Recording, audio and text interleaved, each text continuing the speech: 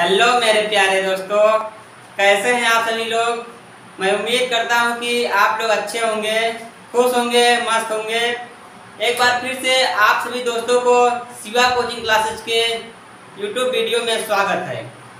चलिए दोस्तों, आज हम आप लोगों को स्वच्छता अभ्यास 3 की 18वीं सवाल आज हम आप लोगों को बताने जा रहे हैं। आज की आप लोगों क्लास बहुत इम्पोर्टेंट होने वाली है, ठीक है। तो आप लोग इस क्लास को मिस मत करिए। देखिए, जो आप लोग की आज सवाल है बहुत महत्वपूर्ण है, ठीक है। चलिए दोस्तों, यहाँ पर देखिए हमारी 18वीं सवाल है। दिया है एक कोष्टक है, इस कोष्टक में दिया है अंडर रूट में 27 माइनस 9 बटे अंडर रूट में 3 माइनस अंडर रूट में 1/9 प्लस अंडर रूट में 1/27, ठीक है। इसका मान है, यह 4 ऑप्शन है और इन्हीं में से कोई एक सही है, ठीक है। तो हम इसे हल करेंगे तो हमें पता होगा कि कौन सही है कौन गलत है, ठीक है। तो चलिए इसे हम क्या करेंगे, हल करेंगे, ठीक है।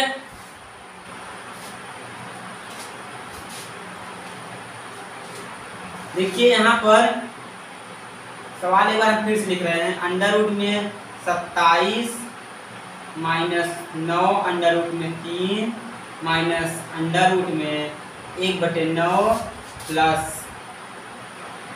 अंडर रूट में 1/27, ठीक है। ध्यान से देखना दोस्तों, बहुत सरल सवाल है। देखिए यहाँ पर हम क्या करेंगे, जो 27 है इसका हम क्या करेंगे, खंड करेंगे, ठीक है। क्योंकि अंडर रूट में है, इसका क्या करेंगे, खंड करेंगे। और इसकी घात कितनी है, इसकी घात 2 है और इसकी घात नहीं है, इसकी घात कितनी है, 2 है और इसकी घात 3 है, ठीक है। तो इसका हम क्या करेंगे, खंड करेंगे। तो सबसे पहले देखिए कैसे करेंगे। 27 है तो 27 का हम खंड करेंगे। सबसे पहले किससे कटेगा, 3 से कटेगा। 3 9 27, फिर 3 3 का 9 और 3 1 का 3, ठीक है। देखिए जो 27 हमने इसका खंड किया, जो 3 है 3 बार आया है, तो यहाँ पर लिखेंगे 3 कितनी बार, 3 बार। माइनस 9 बटे अंडर रूट में 3 माइनस अंडर रूट में 1/9 प्लस अंडर रूट में 1/27, यह घनमूल है, ठीक है। अब देखिए हम क्या करेंगे, ध्यान से देखना। यहाँ इसकी घात कितनी है, 2 है, ठीक है। इसकी घात 2 है, इसीलिए हम 2 2 का जोड़ा बनाएंगे। और इसकी घात 3 है, यहाँ पर इसकी घात 3 है, इसे हम हल करेंगे, ठीक है। यहाँ पर देखिए इसका अगर हम जोड़ा बनाएंगे तो इसमें से एक 3 क्या होगा, बाहर आएगा। इसमें से एक 3 बाहर आएगा। 3 अंडर रूट में क्या बचेगा, 3 बचेगा, ठीक है। 3 अंडर रूट में 3 माइनस 9 बटे अंडर रूट में 3, ठीक है। अब देखिए यहाँ पर क्या करेंगे कि अंडर रूट में 1/9 प्लस, अब देखिए इसे हम क्या लिख सकते हैं, ध्यान से देखना। अंडर रूट में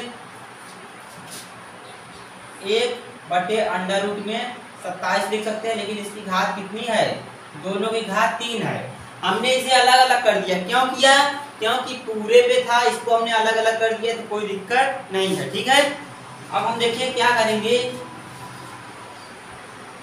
3 अंडर रूट में 3 माइनस 9 बटे अंडर रूट में 3, इसे भी हम क्या कर सकते हैं, अलग अलग कर सकते हैं।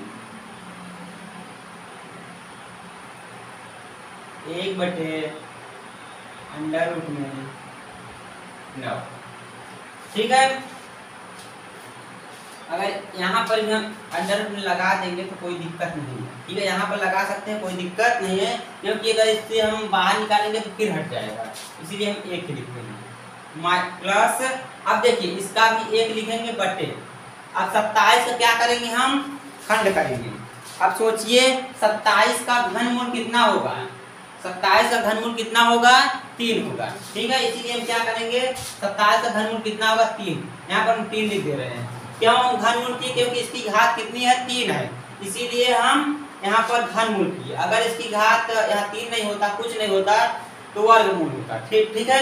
अब देखिए यहाँ पर एक स्टेप और करते हैं, 3 माइनस 9 बटे अंडर रूट में 3 माइनस, इसका भी क्या करेंगे 1 बटे, अब देखिए यहाँ वर्गमूल है तो यह भी किसका है, 3 ही का, 3 का है, क्योंकि 3 का वर्ग कितना होता है 9 होता है, और 9 का वर्गमूल 3, ठीक है, प्लस 1 बटे 3, 3 अंडर रूट में 3 माइनस 9 बटे अंडर रूट में 3। अब क्या करेंगे हम लोग, माइनस 1 बटे 3 प्लस 1 बटे 3 क्या होगा, कट जाएगा, ठीक है, क्योंकि एक प्लस में है और एक माइनस में है, यह कट जाएगा। अगर आप लोग इसे हल करेंगे तो भी यह कट जाएगा, 0 आएगा यहाँ, इसीलिए हम यहाँ पर काट दे रहे हैं। कितना बचा, 3 अंडर रूट में 3 माइनस 9 बटे अंडर रूट में 3। अब देखिए यहाँ यह अंश है और इसके नीचे एक हर छिपा है, ठीक है, इसके नीचे एक छिपा है, मतलब हर एक छिपा है, और यहाँ जो 9 है अंश है और नीचे का हर है। अब अंडर रूट 1 और अंडर रूट में 3 का लसा कितना होगा, अंडर रूट में 3 ही होगा, ठीक है। अब क्या करेंगे, देखिए यहाँ पर जो 1 है, 1 का गुणा कहाँ करेंगे, कहीं के बाहर कितना, इसका गुणांक कितना 1 है, तो 1 1 का 1, ठीक है, 1 1 का 1। अब 1 यहाँ पर एक बार गया है तो 1 का गुणा कहाँ करेंगे, 3 करेंगे, 1 तिक्के 3, ठीक है। अब फिर इसको, इसके बाद इसका गुणा कहाँ करेंगे, इसमें करेंगे, 3 त्रिक्का 9 माइनस, अब इसका अगर इसमें हम क्या करेंगे, भाग देंगे तो एक बार जाएगा, एक का गुणा कहाँ करेंगे, ऊपर करेंगे, ठीक है, 9 आएगा। अब देखिए यहाँ पर क्या करेंगे, इधर लिखते हैं, आपको दिखाई दे रहा है कि नहीं, ठीक है, नीचे ही लिखते हैं कि दिखाई दे रहा है। अब हम क्या कर सकते हैं, देखिए दोस्तों, जो यह 3 है इसे हम 3 लिख सकते हैं, और यहाँ कितना है, गुणांक है, ठीक है, यहाँ पर गुणांक है। अब सोचिए कि 9 का वर्गमूल कितना होगा, 9 का वर्गमूल पिछली कक्षाओं में आप लोग पढ़ चुके हैं, वर्ग और वर्गमूल, इस समय चल रहा है घन और घनमूल, ठीक है, इसीलिए यहाँ पर वर्ग और वर्गमूल और घन और घनमूल की मिला के सवाल दिया है। तो देखिए 9 का वर्गमूल कितना होगा, 3 होगा, ठीक है, और यहाँ पर गुणांक है, मतलब गुणा का चिन्ह है। अब 9 का वर्गमूल 3 होगा, माइनस यहाँ 9 है तो 9 लिखते हैं, बटे अंडर रूट में 3, ठीक है, समझ में आया इतना, चलिए ठीक है, अच्छी बात है। अब क्या करेंगे कि देखिए 3 त्रिक्का कितना होगा, 3 त्रिक्का 9 माइनस 9 बटे अंडर रूट में 3, ठीक है दोस्तों, बहुत अच्छा से आप लोग देखना, अगर थोड़ा सा स्किप करेंगे, थोड़ा सा वीडियो अगर आगे बढ़ाएंगे तो आप लोगों को नहीं समझ में आएगा, ठीक है। अब क्या करेंगे, एक प्लस और एक माइनस, एक प्लस और एक माइनस क्या होता है, कट जाता है हमेशा, तो प्लस माइनस यह कट जाएगा, कितना आएगा 0 बटे अंडर रूट में 3। अब सोचिए हर से अंश में भाग देंगे तो कितना आएगा, अंडर रूट में 3 से अगर हम 0 भाग देंगे इसे, कितना आएगा 0 आएगा, ठीक है, इसीलिए कितना आएगा 0 आएगा। यही आपका क्या है दोस्तों, आंसर है। अब देखिए सवाल में कहा था कि इस सवाल है इसका मान है, अब यहाँ पर 4 ऑप्शन है, ठीक है, इन चारों ऑप्शन में से बताइए कौन सा सही है, पहला सही है क्या, नहीं, पहला गलत है, दूसरा भी गलत है, तीसरा सही है, ठीक है, चौथा भी गलत है।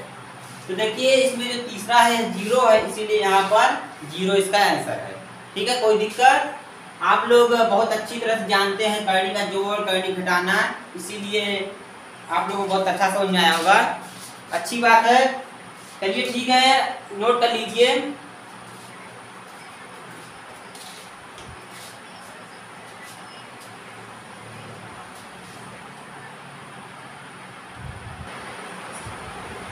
ठीक है दोस्तों, तो हमारे सामने देखिए यहाँ पर 19वां सवाल है। देखिए सवाल में क्या कहा गया है, सवाल में कहा गया है कि यदि 2 घाते n माइनस 2 घाते n माइनस 1 बराबर 4 तो n की पावर n, ठीक है, n की घाते n का मान है। सवाल कितनी अच्छी है। कहा है कि n की घात n का मान है, हमसे यह पूछा है कि n की घात n का मान कितना होगा। ठीक है, तो सबसे पहले हम क्या करेंगे, इसमें से n का मान निकालेंगे। ठीक है, n का मान कैसे निकालेंगे, सबसे पहले देखिए हम क्या करेंगे, 2 घात n है माइनस 2 घात n माइनस 1 बराबर 4। इसे हम क्या लिख सकते हैं, देखिए अगर हम इसे 2 घात 2 बनाएंगे, 2 घात 2 नहीं चल रहा है,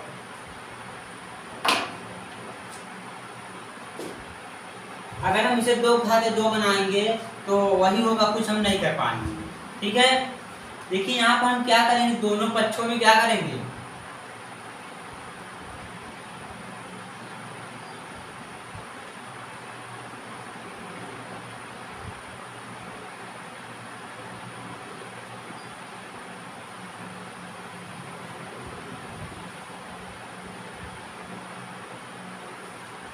क्या करेंगे दोस्तों, दोनों पक्षों में 2 घात n से भाग करेंगे। क्यों करेंगे, क्योंकि सवाल को सरल बनाने के लिए। ठीक है, दोनों पक्षों में 2 घात n से भाग करने पर यह LHS है और यह RHS है। ठीक है, बायां पक्ष और दायां पक्ष में क्या करेंगे, 2 घात n से भाग करेंगे। भाग करने पर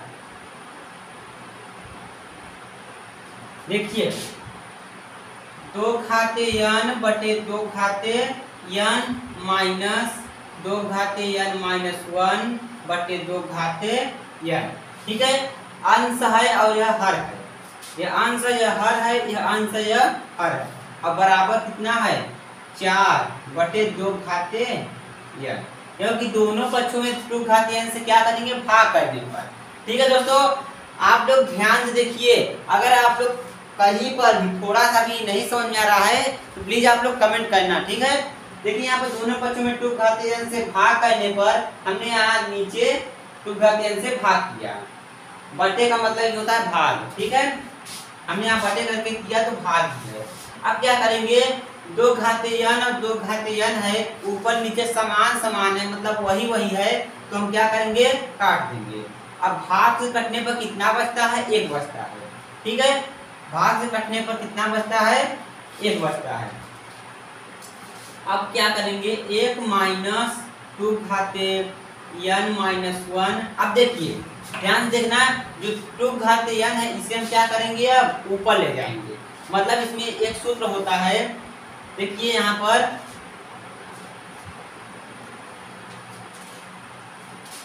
2 घात n करेंगे तो हम क्या करेंगे, यहाँ से भाग होगा और 2 घात n।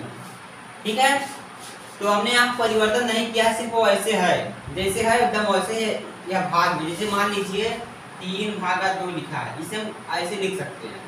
ठीक है, ऐसे लिख सकते हैं। तो यहाँ पर हम अब बराबर क्या है, 4 बटे 2 घात n। ठीक है, अब लिखेंगे 1 माइनस 2 घात n माइनस 1। यहाँ भाग है तो क्या करेंगे, जब आधार इसका समान है, आधार समान है तो घातें क्या होती है, जुड़ जाती है। ठीक है, लेकिन भाग है तो घात यहाँ पर क्या होगा, माइनस लगेगा। ठीक है, अगर यहाँ गुणा होता तो यहाँ पर हम प्लस लगाते, और यहाँ भाग है तो क्या करेंगे, माइनस लगाएंगे, माइनस n लिखेंगे। ठीक है, माइनस n लिखेंगे बराबर 4 बटे 2 घात n। ठीक है, दिखाई दे रहा है, चलिए ठीक है।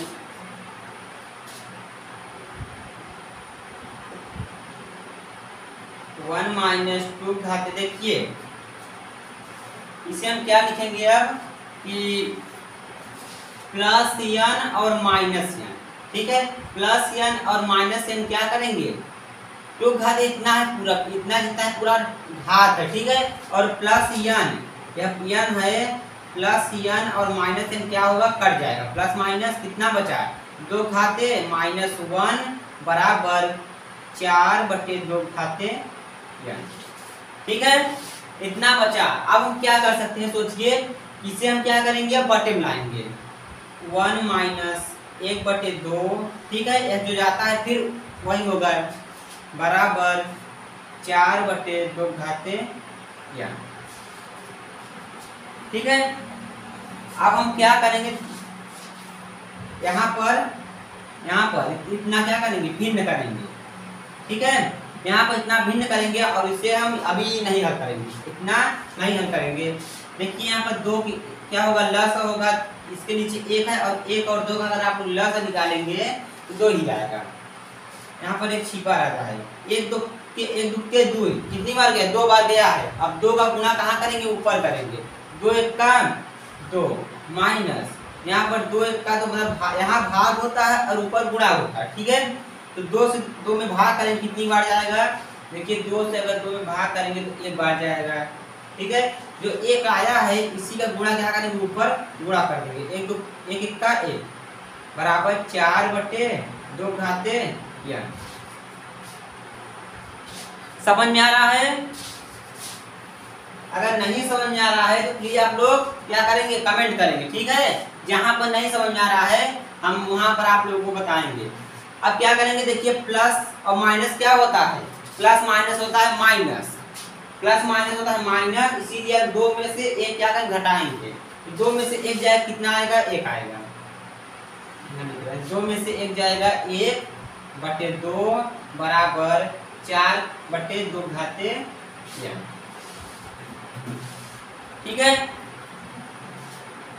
आप सोचिए कि यहाँ पर 2 घातीय है, अब बराबर में कैसे होता है, बराबर में तिर्यक गुणा होता है, ऐसे ऐसे बराबर में ऐसे गुणा होता है और ऊपर ऐसे नीचे, ऊपर से या नीचे से काट भी सकते हैं, ठीक है। हम क्या करेंगे, गुणा करेंगे, 2 घातीय n से 1 में गुणा कराएंगे कितना आएगा, 2 घातीय n आएगा बराबर, और 4 दूनी 8, ठीक है।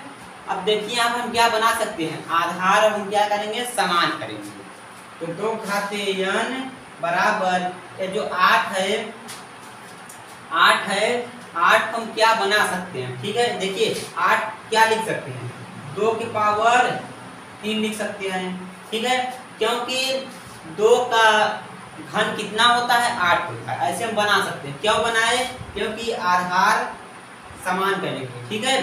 देखिए यहाँ पर आधार समान है तो तुलना करने पर, ठीक है, n बराबर कितना आ जाएगा, यह समान है तो इसे हम नहीं लिखेंगे, n बराबर कितना होगा, n बराबर 3, ठीक है। हमसे क्या पूछा था, n की पावर n का मान कितना होगा, ठीक है, n की पावर n का मान कितना होगा, यहाँ नीचे से लिखेंगे, अतः n की पावर n बराबर, देखिए n की पावर n बराबर कितना होगा, 3, n का मान भी 3 है और इसके पावर जो है n है उसी का मान भी कितना होगा, 3 होगा, n कहते n बराबर 3 का क्यूब, ध्यान देना 3 का क्यूब कितना होगा, या 3 का घन कितना होगा, 27 होगा, ठीक है। तो n दिखाते n का मान कितना आया, 27, ठीक है दोस्तों। देखिए इसमें ऑप्शन था 1 था, यह गलत है, और 3/2 है, यह भी गलत है, जो 2 है यह भी गलत है, 27 ऑप्शन इसमें है, यह सही है, ठीक है दोस्तों। समझ में आ रहा है, चलिए ठीक है, अच्छी बात है, समझ में आए।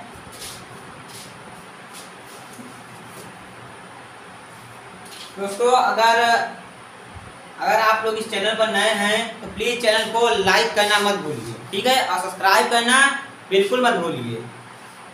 नोट कर लीजिए, इसके अगले सवाल इसमें है, एक और सवाल है, इसके बाद चैप्टर पूरा समाप्त हो जाएगा।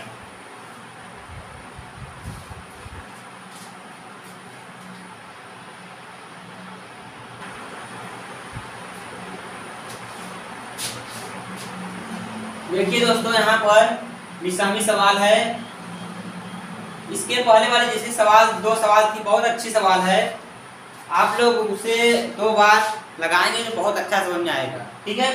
देखिए यहाँ विषमी सवाल है, कहा गया है एक घनाकार संदूक, ठीक है, एक घनाकार संदूक का भीतरी आयतन 32.768 मीटर क्यूब है, उसकी भीतरी भुजा की लंबाई ज्ञात कीजिए। कितनी अच्छी सवाल है, देखिए कोई एक घनाकार है, घन के आकार का, ठीक है। घन कैसे होता है, मैंने आपको बताया था घन कैसे बनता है।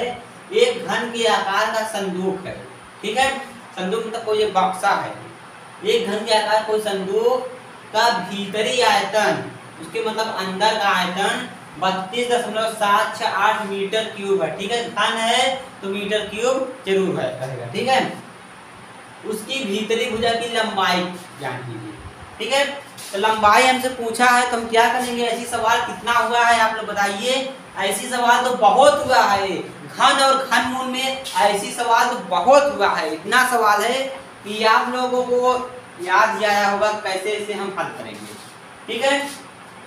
तो 32.768 मीटर क्यूब है यहाँ पर। इसका हम क्या करेंगे, इसी को हम लिखेंगे घनमूल में, ठीक है। देखिए ध्यान से 32.768 मीटर क्यूब है, मतलब यहाँ क्या होगा 3 रहेगा। मीटर क्यूब है यहाँ कितना रहेगा 3 है। क्यों 3 लिखे, क्योंकि इसमें लंबाई गुणित चौड़ाई गुणित ऊंचाई तीनों शामिल है, मतलब तीनों इसमें इकट्ठे हैं, ठीक है, इसीलिए मीटर क्यूब है। अब हम इसे क्या बना सकते हैं, दशमलव में इसका गुणनखंड तो नहीं कर सकते, इसीलिए हम इसे बटे बनाएंगे। तो 32.768 बटे कितना नीचे आएगा 1000 आएगा, ठीक है। नीचे कितना 1000 आएगा। अब देखिए 32,768 का हम खंड करेंगे और 1000 का खंड तो जानते हैं कितना होगा, ठीक है। 1000 जो है पुराना हो चुका है, इसीलिए 32,768 का पहले हम क्या करेंगे खंड करेंगे। 32,768 का खंड करेंगे, 2 से कटेगा 2 1 का 2, 2 छंग 12, 2 तिहाई 6, 2 8 16, 2 चौके 8। फिर 2 से कटेगा 2 8 16, 2 1 का 2, 2 9 18, 2 दूनी 4, ठीक है। 2 चौके 8, 2 9 18, 2 छंग 12। फिर 2 से कटेगा 2 दूनी 4, 2 0, 2 चौके 8, 2 8 16। यहाँ पर देखिए 2 से बार बार कट रहा है, क्योंकि हम तुरंत देखते हैं पीछे सम संख्या, इसीलिए 2 से काट रहे हैं। अगर सम संख्या नहीं होता है 2 से नहीं काटते। फिर 2 से कटेगा 2 1 का 2 और 2 0, 2 दूनी 4, 2 चौके 8। ध्यान से देखना, 2 से कटेगा 2 पंचे 10, 2 1 का 2, 2 दूनी 4।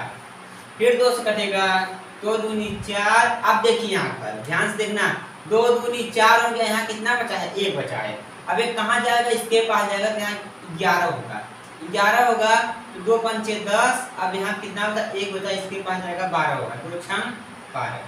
फिर 2 से कटेगा 2 1 का 2, 2 दूनी 4, 2 8 16।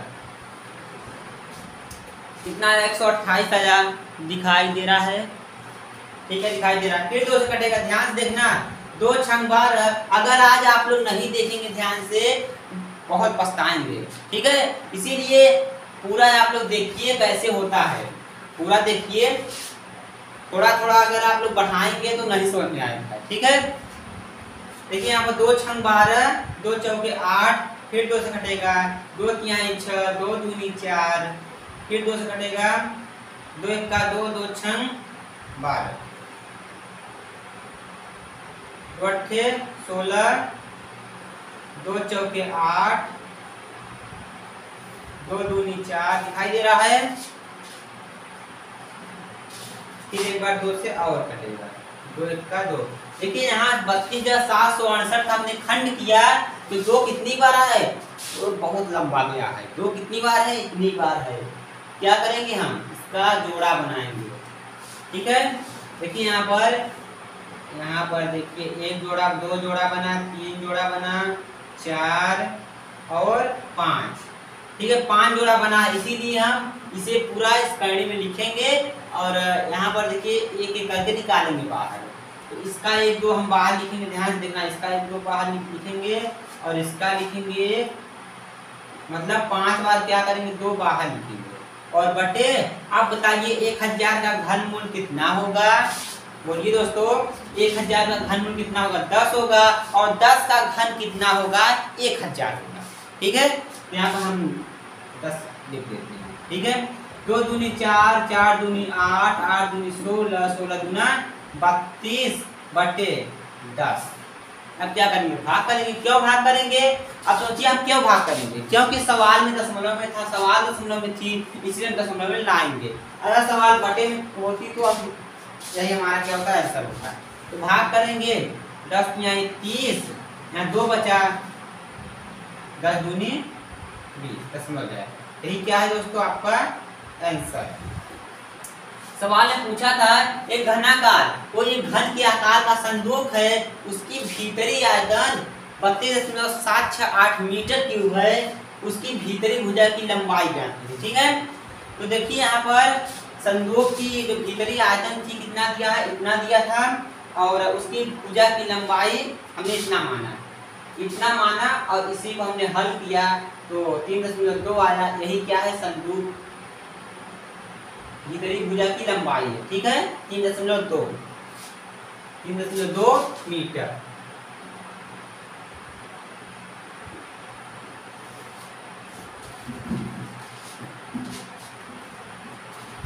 नोट कर लीजिए।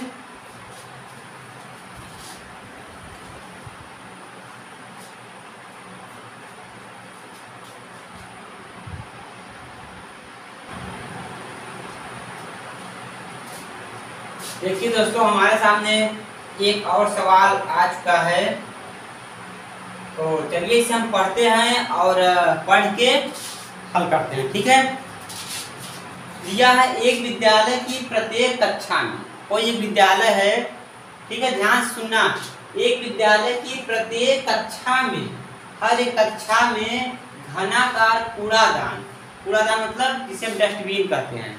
ठीक है, तो घनाकार कूड़ादान रखा गया है। जो कूड़ादान है मतलब जिसमें कूड़ा फेंकते हैं, उसे हम डस्टबिन कहते हैं, वह एक किस घन के आकार का है। ठीक है, एक घन के आकार का है जिसका आयतन दिया है। ठीक है, ध्यान सुनना, जिसका आयतन दिया है 27,000 घन सेमी है। तो कूड़ेदान की एक भुजा ज्ञात कीजिए। क्या बात है, सवाल में क्या कहा गया है, बहुत अच्छी बात कही गई है कि 27,000 घन सेमी है, मतलब कि उसमें तीनों मिला के दिया है इतना, और उसकी एक भुजा पूछ रहा है। तो जब भुजा पूछे या कोर पूछे तो आप लोग जानते हैं कैसे निकाला जाता है। तुरंत हम क्या करेंगे, जो उसका आयतन दिया है कूड़ेदान का, उसी को हम क्या करेंगे, लिखेंगे। कितना दिया, 27,000। ठीक है, 27,000, यहाँ क्यूब लगाएंगे, घन से नहीं, इसीलिए हम क्या लिखेंगे, क्यूब लगाएंगे। ठीक है, मतलब 3 लिखेंगे। अब इसी का 27,000 का खंड बहुत आसान है, इतना आसान है कि आप लोग पूछिए मत। कैसे करेंगे देखिए, अब जो है 3 जीरो, इसे हम कुछ नहीं करेंगे। 27 जो है, अब बताइए 27 का घनमूल कितना होगा। 27 का घनमूल कितना होता है, 3 होता है। ठीक है, 27 का घनमूल होता है 3, और जो 3 जीरो है इसका मतलब यह बाहर आएगा, तो इसका 1 जीरो मान जाएगा। कोई दिक्कत, कितना सरल। अगर आप लोग 27,000 का खंड करेंगे तो कितना आएगा, 30 आएगा। ठीक है, तो देखिए यहाँ पे कितना है, यह घन सेमी है, और यह कितना है, 30 सेंटीमीटर। सेमी मतलब सेंटीमीटर होता है। ठीक है, तो इसका आप लोग खंड करेंगे तो इतना ही आएगा।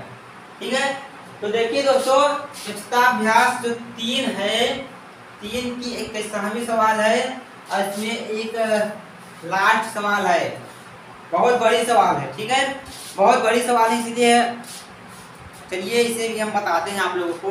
तो बिना देर किए हुए इसे आप लोग नोट करिए। अगर आप लोग इस चैनल पर नए हैं तो प्लीज चैनल को लाइक करना मत भूलना। ठीक है, नोट करिए, लास्ट सवाल है, घन और घनमूल की लास्ट सवाल।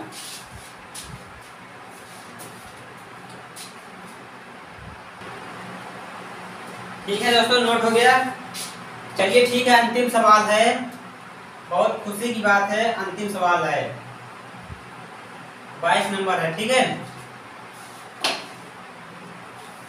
तो देखिए यहाँ पर इतनी बड़ी सवाल है, यहाँ से लेकर यहाँ तक इतनी बड़ी सवाल है, इसीलिए हम इसे यहाँ पर नहीं लिखेंगे। ठीक है, अगर हम सवाल लिखेंगे तो पूरा हमारा ये भर जाएगा, इसलिए हम आप लोगों को पढ़ के बता रहे हैं अब कैसे हल होगा। बहुत ध्यान से सुनेंगे तो कठिन नहीं है, बहुत सरल है। ठीक है, कोई भी सवाल छोटी हो या बड़ी हो, सवाल तो सवाल है। ठीक है, देखिए यहाँ पर कहा गया है कि एक बाग मतलब कोई एक बगीचा है, एक बाग के कोने में बाग की साफ सफाई से निकले खरपतवार से कंपोस्ट खाद तैयार करने के लिए एक घनाकार गड्ढा खोदा गया है। ठीक है, देखिए कोई एक बाग है, मान लीजिए बगीचा कोई है, उसमें से जो कूड़ा निकला है या खरपतवार निकला है और एक कोई गड्ढा घन की आकार कोई गड्ढा खोदा गया है, उसी में क्या हुआ है,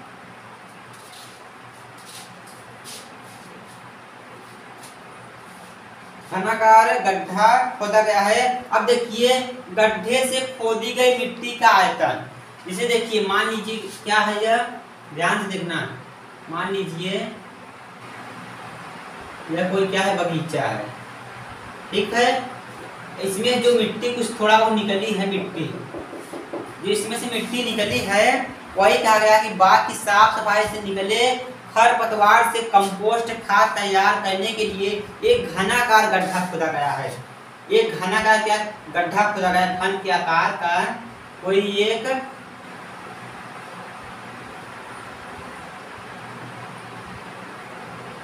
मतलब कि एक गड्ढा, जिसे मान लीजिए हम कोई गड्ढा खोदे और गड्ढा किसके आकार का बना, एक घन के आकार का बना।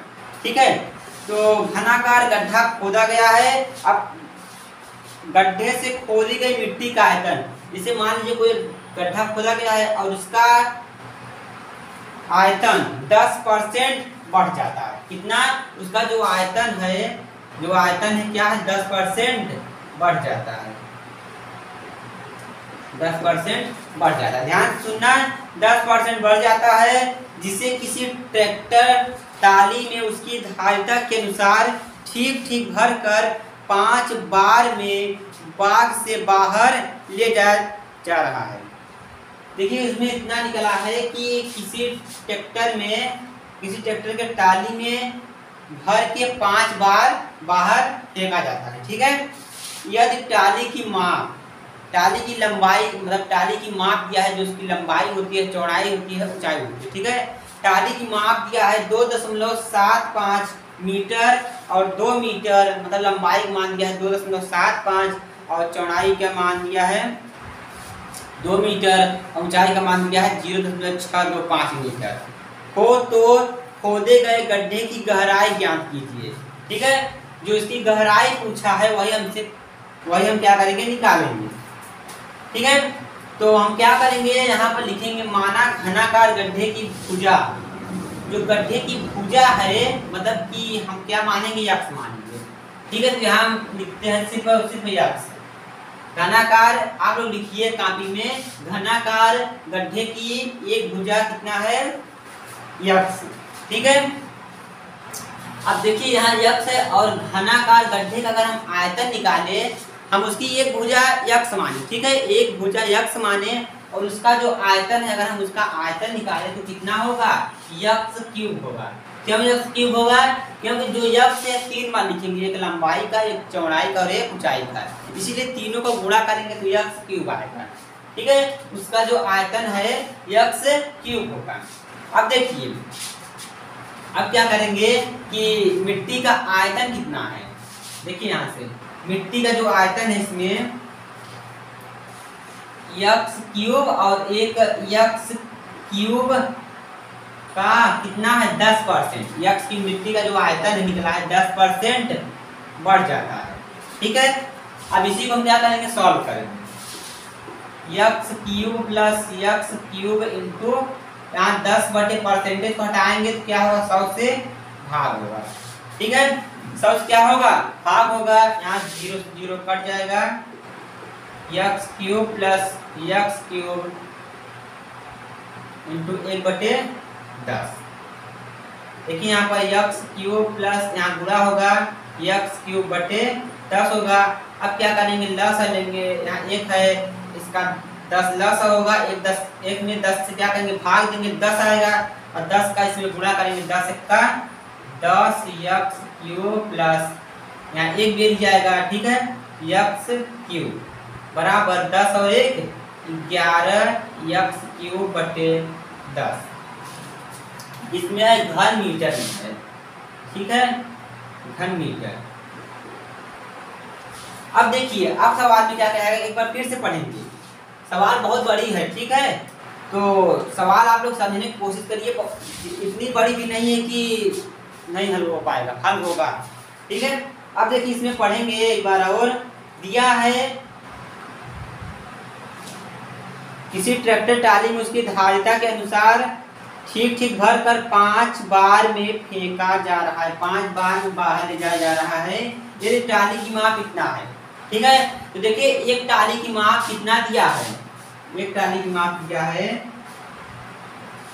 यदि टाली की माप कितना दिया है, लंबाई का मान दिया 2.75 मीटर और चौड़ाई का मान दिया है 2 और ऊंचाई का मान दिया है 0.265, ठीक है। तो एक टाली की माप कितना दिया है, एक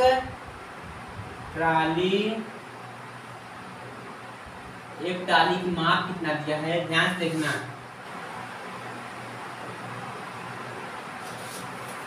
2.75 इंटू 2 इंटू 0.625, ठीक है। अब इसी में कहा गया है कि कुल 5 बार में बाग से बाहर ले जा रहा है, तो यहाँ पर हम 5 टाली की माप निकालेंगे, तो 5 टाली की माप वही है, ठीक है, टाली की माप इसी में क्या होगा 5 का गुणा होगा, ठीक है, इसी में क्या करेंगे 5 का गुणा करेंगे, यहाँ पर 2 इंटू 0.625। अब इसका हम गुणा करेंगे पूरा, कितना आएगा, इसका देखिए गुणा करेंगे, ठीक है, हमने इसका गुणा किया, इतना है 17.1875 किसमें, घन मीटर, घन मीटर। अब देखिए अब हम क्या करेंगे, जो 11 एक्स क्यूब बटे 10 और 17.1875 इसी को हम दोनों बराबर करेंगे, ठीक है। देखिए यहाँ पर 11 एक्स क्यूब बटे 10 बराबर 17.1875, इन दोनों को क्या करेंगे बराबर। अब इसी को हम क्या करेंगे हल करेंगे, ठीक है, इसी को क्या करेंगे हल करेंगे, तो ध्यान से देखना,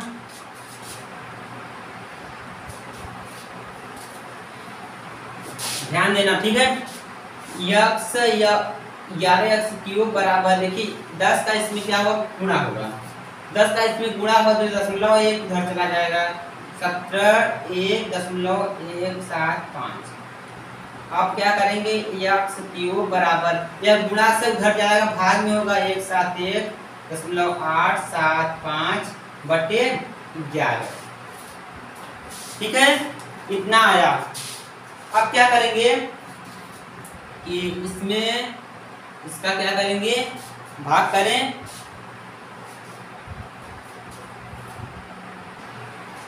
देखिए हमने इसका भाग किया, कितना है 15.625, इतना आया है।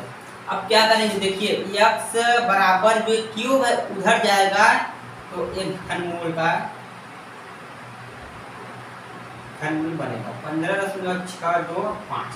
अब हम इसी को क्या करेंगे हल करेंगे, ठीक है, इसी को हम हल करेंगे, तो क्या आएगा गड्ढे की जो गहराई है, मतलब खोदे गए जो मिट्टी का गड्ढे की गहराई है उसी वही आएगा, जो मिट्टी निकाला गया है और उसमें जो खोदे गए गड्ढे की गहराई है वही निकलेगा। देखिए आप बराबर नहीं लगाना चाहिए, बराबर है इसीलिए नहीं लगाना, ठीक है। x बराबर 15.625 बटे 1000, क्यों 1000, क्योंकि दशमलव उधर गया नीचे 3 जीरो। अब देखिए 15,625 का घनमूल कितना होगा, याद है, हमें तो याद है 15,625 का निकालेंगे। ऐसी सवाल इतना हुआ कि आप लोग पूछिए मत, 15,625 का खंड करेंगे निकालेंगे, यह 25 का है और यह कितने का है, यह 10 का है, ठीक है। x बराबर भाग देंगे 10 दूनी 20, दशमलव यहाँ 5 है, एक जीरो पड़ेगा, 10 पंचे 50, कितना आया 2.75। ठीक है, तो एक बार सवाल फिर से पढ़ते हैं, तब सवाल आप लोगों को बहुत अच्छा समझ में आएगा। देखिए सवाल में कहा गया था एक बाग के कोने में बाग की साफ सफाई से निकले खरपतवार से कंपोस्ट खाद तैयार करने के लिए एक घनाकार गड्ढा खोदा गया है। ठीक है, कोई एक बाग है, उसमें से जो निकला है कूड़ा करकट, उसमें एक गड्ढा खोदा गया जो घन के आकार का है। अब गड्ढे से खोदी गई मिट्टी का आयतन 10% बढ़ जाता है। ठीक है, जिसे किसी ट्रैक्टर टाली में उसकी धारिता के अनुसार ठीक ठीक भर कर कुल 5 बार में बाग से बाहर ले जाया जा रहा है। यदि टाली की माप इतना है, तो खोदे गए गड्ढे की गहराई ज्ञात कीजिए। ठीक है, देखिए यहाँ पर एक टाली की माप हमने निकाला इतना, और 5 टाली का माप इसी में क्या गुणा करेंगे, और आप लोग इसके बराबर और इसके बराबर आप लोग जानते हैं। ठीक है, तो दोस्तों इसमें हमने हिंदी नहीं लिखा, मतलब कि यहाँ पर थोड़ा समझाने के लिए भुजा है और इसका जो आयतन है हमने नहीं लिखा, तो आप लोग समझ रहे हैं तो आप लोग लिख लीजिए। चलिए दोस्तों ठीक है, नोट कर लीजिए।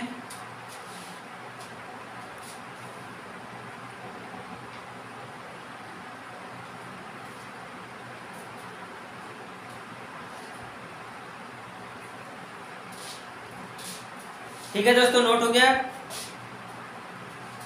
अगर दोस्तों आप लोगों को कहीं पर भी थोड़ा सा अगर नहीं समझ में आया हो तो प्लीज़ आप लोग कमेंट करना, और अगर इस शिवा कोचिंग क्लासेस के यूट्यूब वीडियो पर अगर आप लोग नए हैं तो प्लीज़ चैनल को सब्सक्राइब जरूर करना। ठीक है, यहाँ पर देखिए यह जो घन और घन मूल थी, कक्षा 8 घन और घन मूल की जितनी भी सवालें थी हमने आपको पूरा बताया सवाल। और अगर आप लोगों को कहीं पर भी किसी वीडियो में अगर आप लोग कहीं पर दिक्कत है प्लीज़ आप लोग कमेंट करना। और अगले दिन से हम आप लोगों को इसकी जो चैप्टर है सर्व समीकरण, ठीक है, इसकी भी अगली है इकाई 4 है सर्व समीकरण। इसके बारे में हम आप लोगों को सूत्र बताएंगे और इसकी सवाल है लगवाएंगे। ठीक है, तब तक के लिए धन्यवाद।